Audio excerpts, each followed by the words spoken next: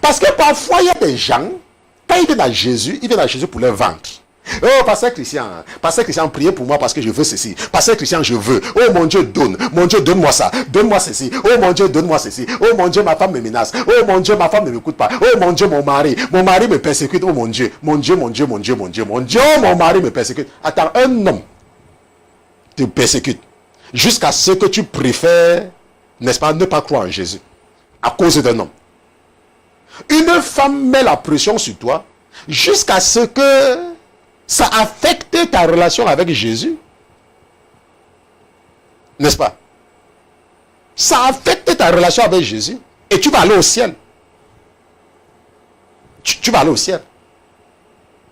Ce qui s'est passé au Tchad, c'est une façon pour toi de te réveiller. C'est un appel que ton Dieu utilise pour te mettre en garde.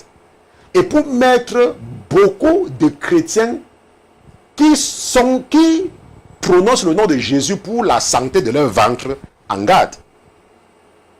Parce que, comme je t'ai montré ça aujourd'hui, et comme tu as vu dans cette étude biblique, ce soir, de la même façon, le jour que tu vas te retrouver devant le tribunal de Dieu, après ta mort, les mêmes vidéos que j'ai jouées là, on va te jouer la même vidéo.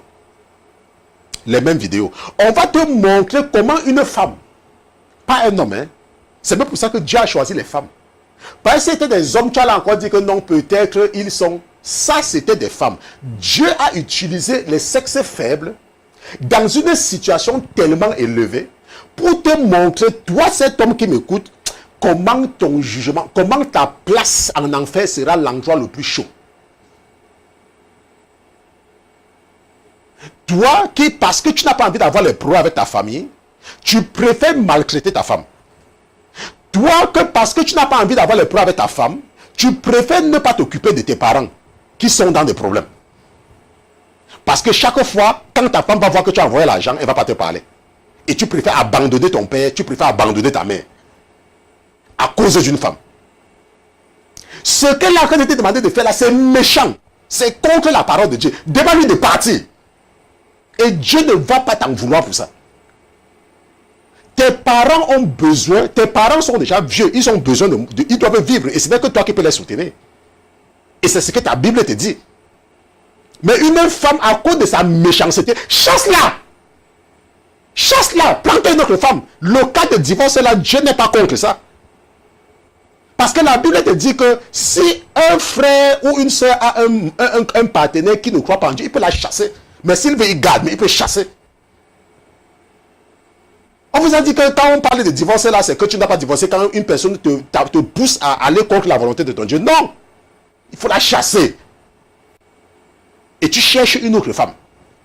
Et Dieu va valider ça. Et en faisant là, en priant là, tu dis que c'est ce que ton serviteur, le pasteur Christian, a dit. Et c'est pour ça que nous avons vu ce soir, avec le cas de Madeleine. Madeleine ne s'est pas pliée à la statue de Idriss Déby.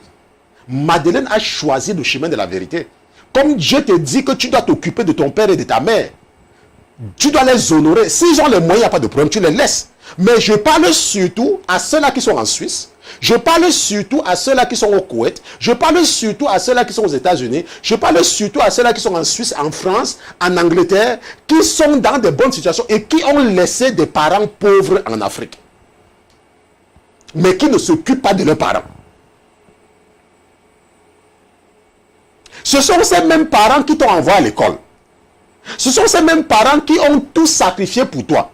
Ils se sont même endettés pour payer ton billet d'avion ou bien même pour négocier les réseaux que tu as utilisés pour avoir le visa. Maintenant, tu arrives en Europe. Tu rencontres une femme qui est pleine de démons. Et le diable l'utilise pour que tu abandonnes tes parents en Afrique. Je ne sais même pas à qui ça s'adresse. Ce n'est pas le seul de l'étude biblique. Bon, ça s'adresse à quelqu'un. Comme Dieu utilise sur son prophète. Je sais que ça s'adresse à quelqu'un. Et ça s'adresse à toi et tu as compris. Ok? Bon, je ne vais répondre à aucune question ce soir parce que...